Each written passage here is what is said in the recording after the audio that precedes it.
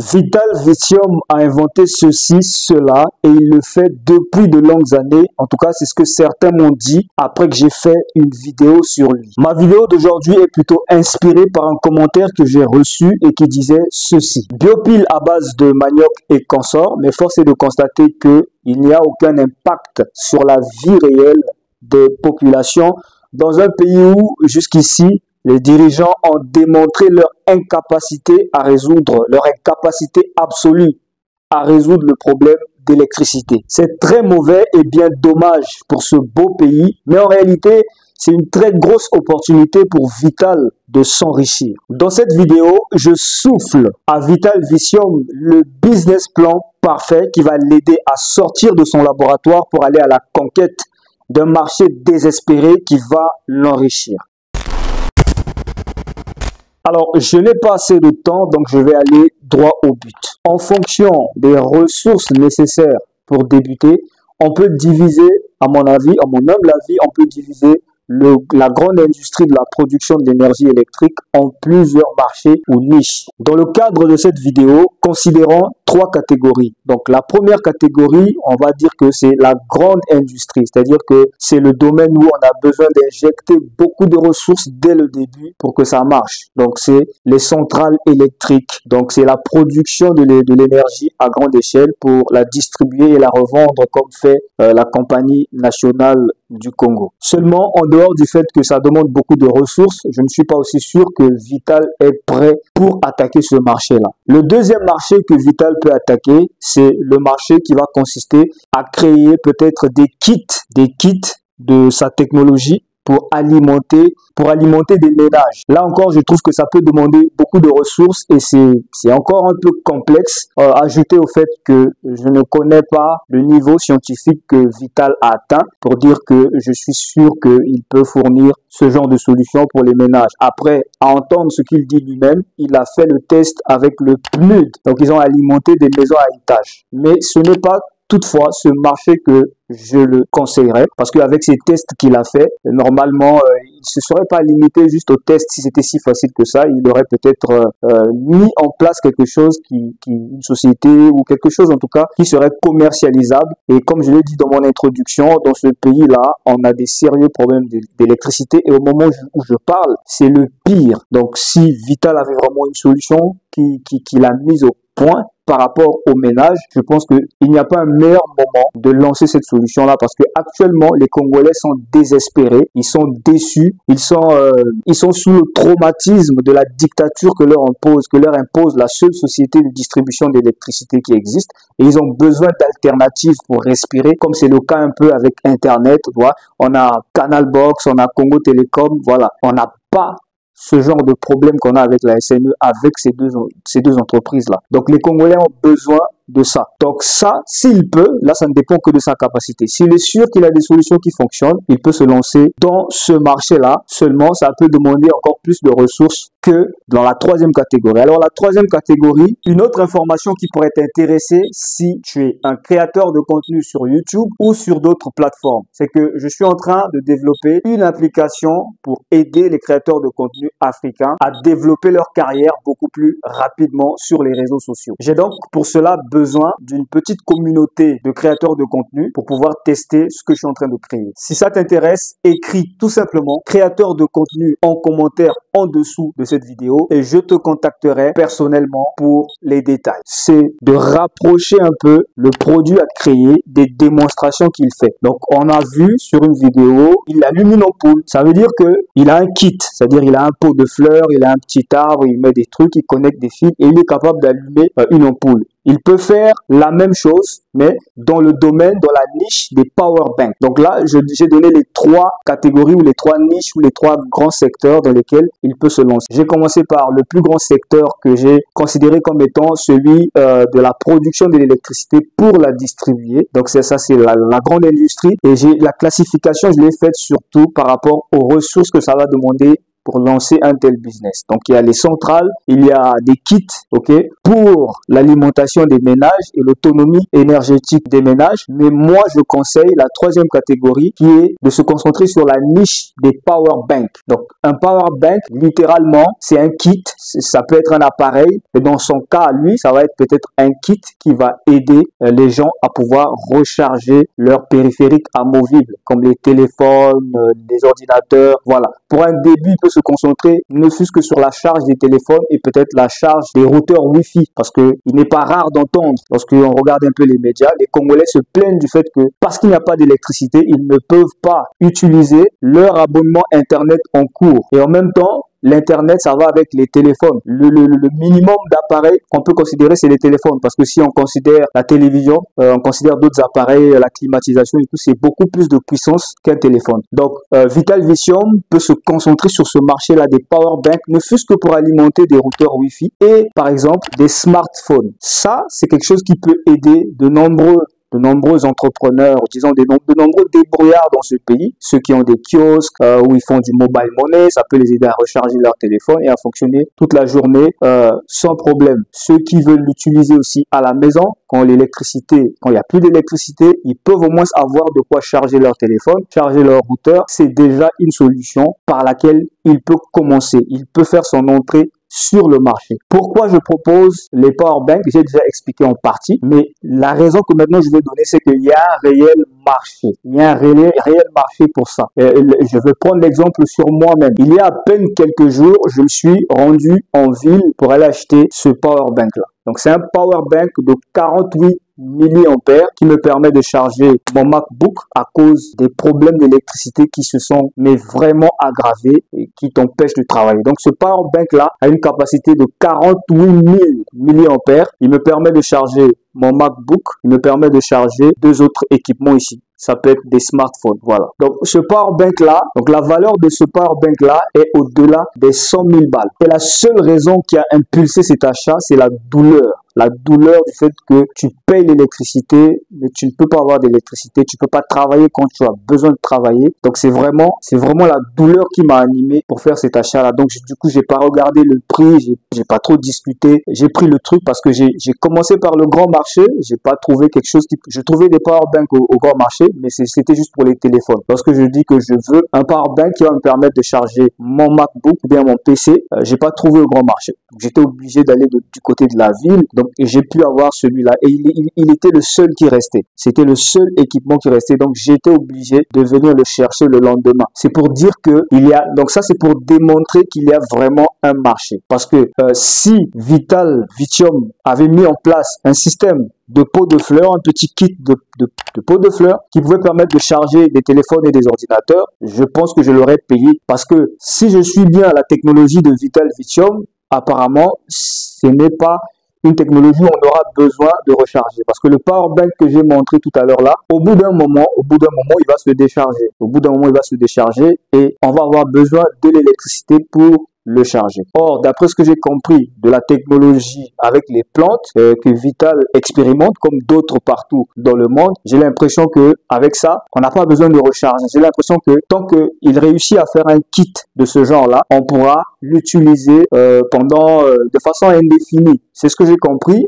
Vital va nous corriger sur ce point-là, mais c'est ce que je comprends. Et si c'est cela, ça veut dire que les kits qu'il pourra créer auront plus de valeur que celui, par exemple, que j'ai montré. Parce que si j'ai un kit qui me permet de charger, qu'il y ait l'électricité ou pas, je charge et cela peut durer plusieurs jours. Ça a déjà nettement plus de valeur que ce que j'ai montré là. Maintenant, lui, s'il est capable de créer un kit qui pourrait être vendu à largement moins que celui que j'ai montré là, par exemple, qu'il soit au même prix, qu'il soit moins, c'est juste pour prendre un exemple, même s'il est moins, même si c'est moins que ça, c'est-à-dire, même s'il produit un kit qui va coûter 25 000, 50 000, s'il coûte 25 000, c'est juste un exemple, je dis n'importe quoi, 25 000 francs, s'il cible 100 personnes, il a 2 500 000. Et je pense que ça va être plus facile à développer parce que c'est déjà beaucoup plus proche de ce qu'il fait. Hein, les démonstrations qu'il fait dans les hôtels et tout, c'est un kit qu'il amène.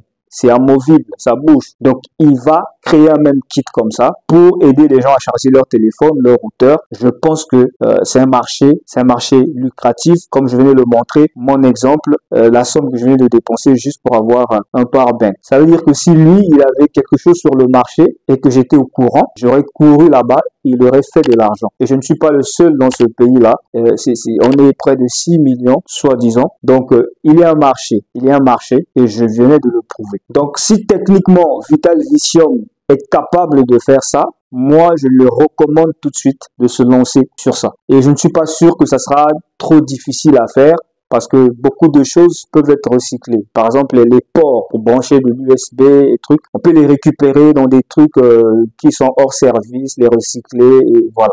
Et ça va pas demander assez de ressources que dans les deux autres catégories que j'ai demandé. Ça peut demander quelque chose, mais ça sera vraiment minime. Et le business plan que je lui propose lui permet lui permet encore, c'est-à-dire qu'il est conçu de manière à ce qu'il minimise ses investissements d'entrée dans le jeu ou d'entrée dans le business ou d'entrée sur le marché. Donc là, c'est vrai que j'ai présenté l'idée de business, j'ai montré qu'il y a un marché, mais ce n'est pas suffisant. Il faut quand même qu'on valide le marché. Donc, le business plan que je propose à Vital va consister en plusieurs étapes. La première étape, avant de continuer, laisse-moi te partager très rapidement une information qui peut t'aider. Si tu veux tirer parti du SEO, ton site web doit être rapide et performant. Et l'un des paramètres qui entre en jeu pour avoir un site web rapide et performant, c'est l'hébergement. Si tu t'apprêtes à lancer ton site web d'entreprise et que tu n'as pas encore décidé sur l'hébergeur à choisir, je te propose WPX, qui est certainement aujourd'hui l'hébergeur le plus rapide et le plus performant du marché. Et si tu as déjà un site web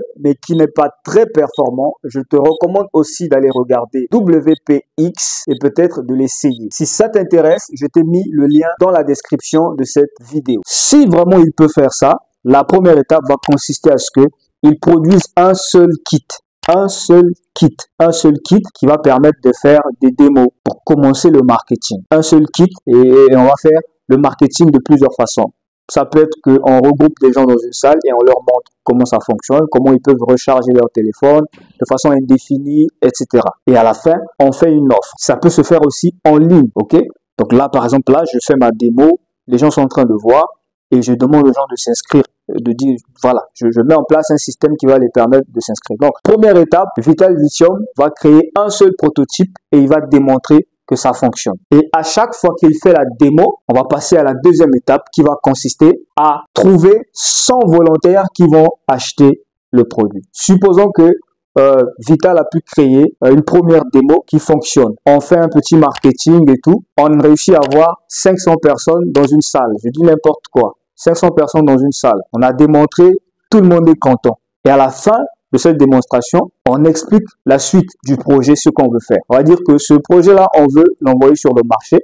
Seulement, on veut valider le marché. On veut maintenant le lancer sur le marché. Seulement, on veut valider avec un échantillon de 100 acheteurs. Donc maintenant que vous avez vu le premier prototype et que la démo fonctionne, on cible mettre ce produit entre les mains de 100 acheteurs, 100 clients. Tant qu'on n'a pas les 100 clients, on n'est pas sûr qu'il y a un marché. Parce que jusque-là, même avec tout ce que j'ai montré, ça reste des hypothèses. Pour vraiment tester qu'il y a un marché, il faut qu'on crée ce prototype. Une fois qu'on a créé ce prototype, c'est d'amener les gens à comprendre qu'on veut lancer le produit à grande échelle, mais on doit d'abord valider pour s'assurer qu'il y a vraiment un réel marché. Et donc pour ça, pour faire cela, ce test-là, on a besoin de 100 acheteurs. Parmi les 500 personnes qui sont dans la salle, qui est prêt, qui veut s'inscrire sur la liste d'attente pour que dès que les 100 produits sont là, ils les achètent. Dès qu'on a 100 personnes qui s'inscrivent, ok, après on peut mettre en place un système de communication avec ces personnes, on peut voir quels vont être leurs engagements dans le fait de lever la main, de se porter volontaire pour éviter que des gens acceptent par enthousiasme et lorsque les 100 produits sont créés, personne ne veut acheter, etc. Donc,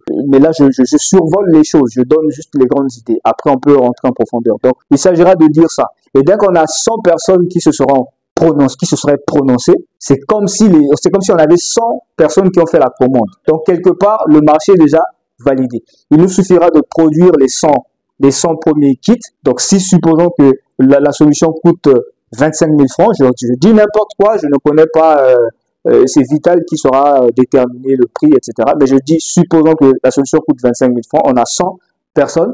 Dès que les 100 kits sont là, Ça veut dire qu'on on ne sera pas là à courir derrière les gens ou à chercher un marché. Dès que les kits sont créés, il suffit d'appeler chaque personne qui s'est enregistrée parmi les 100 là, tous les 100 là. Et donc, aussitôt, on écoule les produits et on a 2 500 000 francs pour les 100 kits qui permettent de charger, de recharger des téléphones. Et là, si on arrive à ce point-là, le marché est validé. À ce moment-là, je n'aime pas trop conseiller aux gens de chercher des investisseurs, mais à ce moment-là, on a vérifié qu'on a un marché. Et donc, s'il veut bien que d'autres personnes mettent de l'argent dans le projet pour qu'il grandisse, pour produire maintenant de façon industrielle, c'est n'est qu'à ce moment-là qu'il peut le faire parce qu'il a validé un marché. Donc, il peut faire ça ou continuer avec l'ingéniosité marketing.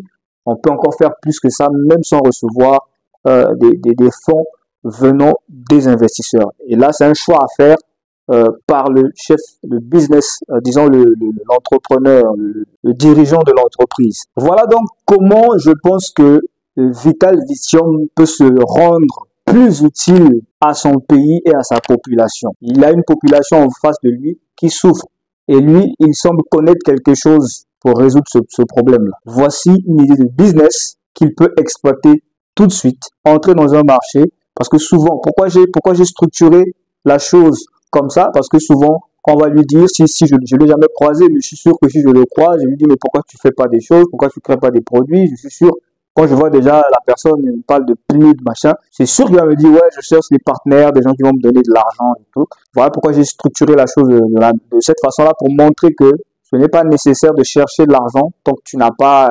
Donc voilà ce que Vital peut faire tout de suite, s'il a la capacité de créer un tel kit. Moi, je conseille de se lancer parce qu'il y a un marché, il y a un réel marché. Et c'est donc, à mon humble avis, comment il va passer de simple théoricien, parce que jusque-là, c'est vrai, il fait des petits trucs pratiques, des démos devant des gens et tout, mais ce n'est pas pratique dans le sens où la population à laquelle Vital appartient souffre du problème que lui, il prétend avoir résolu. Donc, rien qu'à cause de ça, on n'est pas dans la pratique avec Vital, on est dans la théorie. Donc, s'il veut être dans la pratique, voici quelque chose qu'il peut faire et au moins là, il sera fier d'avoir résolu un problème. Et il ne sera pas obligé de se limiter là. Là, ça lui permet de rentrer dans un marché sans avoir trop d'argent, sans chercher à courir derrière quelqu'un qui va lui donner de l'argent. Il va rentrer dans le marché, il va gagner de l'argent et s'il a une bonne gestion, s'il a des bonnes projections et une bonne vision, il va commencer à s'étendre à autre chose. Et il pourra devenir grand, passer des powerbanks écologiques à autres produits et à autre chose et continuer à résoudre les problèmes des Congolais. C'est comme ça qu'il sera utile, c'est comme ça qu'il va s'enrichir, c'est comme ça qu'il va devenir une vraie icône. Maintenant, est-ce que tu penses que c'est une bonne idée, ce que je viens de proposer à Vital Vision? Est-ce que toi, tu penses que c'est une bonne idée ou est-ce que tu penses que je me trompe? Dis-moi dans les commentaires. Toutefois, si tu penses que le business plan, l'idée d'entreprise que je viens de développer légèrement a de la valeur et que ça peut constituer le début d'une grande chose, d'une grande aventure très lucrative pour Vital Vision, si tu penses cela, partage la vidéo sans modération pour qu'elle arrive aux oreilles et aux yeux de Vital Vision. Et si par hasard, c'est pour la première fois que tu tombes sur cette chaîne YouTube, ma chaîne YouTube, et que tu as aimé cette vidéo, clique sur j'aime, abonne-toi, surtout abonne-toi, sans oublier de cliquer sur la cloche pour activer les notifications afin d'être le premier à être informé dès que j'envoie une nouvelle vidéo.